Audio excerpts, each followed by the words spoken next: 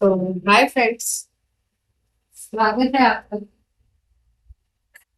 मेरे इस YouTube channel पे। तो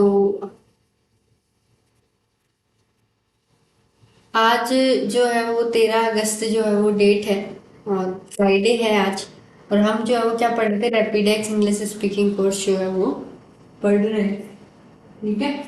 तो अगर हम ये चीज़ें पढ़ रहे थे जिसमें से हमारा टेंस का टॉपिक जो है वो चल रहा था। और टेंस के जो टॉपिक के अंतर्गत हम प्रेजेंट टेंस, पास्ट टेंस और फ्यूचर टेंस पढ़ रहे थे, जिसमें से हम प्रेजेंट टेंस हमने कंप्लीट कर लिया था। अब हम पास्ट टेंस पढ़ रहे हैं।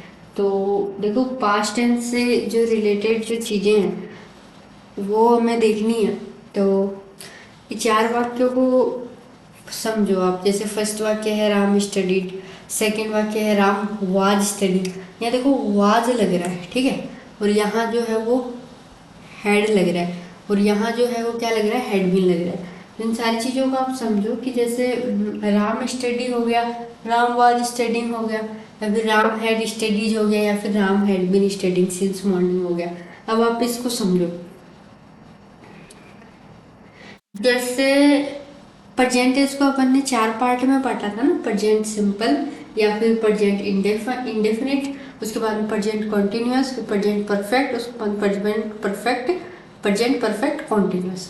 वैसे ही जो पास्ट टेंस है उसको भी कितने पार्ट्स में डिवाइड किया गया है, 4 पार्ट्स में डिवाइड किया है। कौन सा? पास्ट इंडेफिनिट या फिर पास्ट सिंपल, उसके बाद में हो जाएगा past perfect, sorry past continuous हो जाएगा, उसके बाद पास्ट परफेक्ट हो जाएगा, उसके बाद में पास्ट परफेक्ट कॉन्टिन्यूस टेंस हो जाएगा। ठीक है। सबसे पहले कौन सा टेंस हो जाएगा? सबसे पहले हो जाएगा सिंपल, फिर हो जाएगा आपका कॉन्टिन्यूस,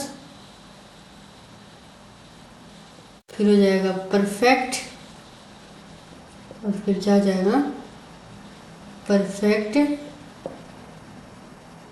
कॉन्टिन्यूस, कॉन्टिन्यूस।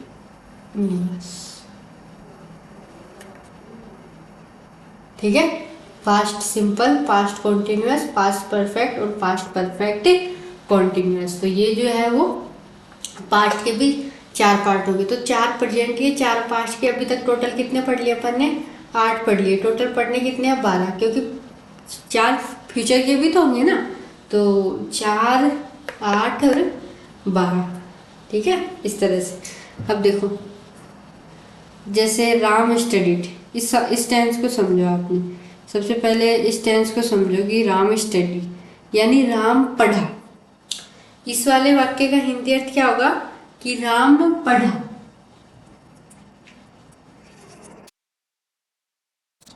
क्या होगा? राम पढ़ा।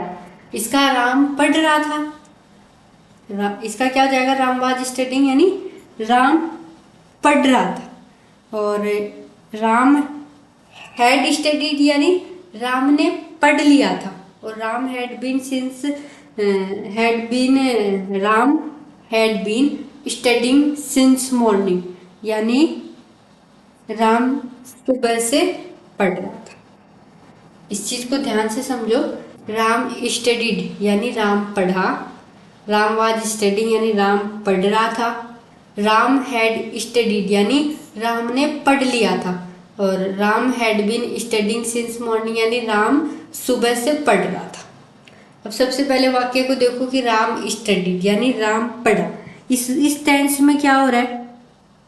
इस टेंस में क्या हो रहा है कि इससे पता चलता है कि क्रिया जो है वो बीते समय में पूरी हो गई, यानी भूतकाल में क्रिया पूरी हो चुकी है, अर्थात राम पढ़ा यानी राम ने पढ़ लिया, वो दूसरा काम कर रहा है।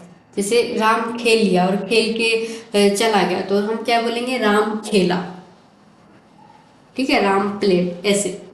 उसके बाद में राम वाज स्टडिंग यानी राम पढ़ रहा था। इससे ज्ञात होता है कि मैंने जब देखा तो राम पढ़ रहा था, यानी क्रिया अभी भी चल रही है, वो क्रिया खत्म हुई नहीं।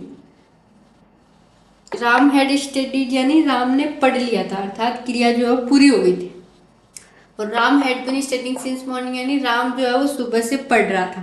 मतलब जो क्रिया जो है वो क्या हो रही है, एक निश्चित समय से चल रही है। क्रिया क्या हो रही है, एक निश्चित समय से चल रही है। यानी राम कब से पढ़ रहा था, सुबह से पढ़ रहा था। तो इस टेंस के हिसाब से क्रिया क्या हो रही है, एक निश्चित समय से चल रही है। ठीक है, इसमें क्या है, पहले वाले टेंस में पहली जो पहला सेंटेंस है उससे क्या पता चल रहा है कि क्रिया जो है बीते समय में पूरी होगी। यानी राम पढ़ा, राम खेला, यानी बीते समय में क्रिया पूरी होगी।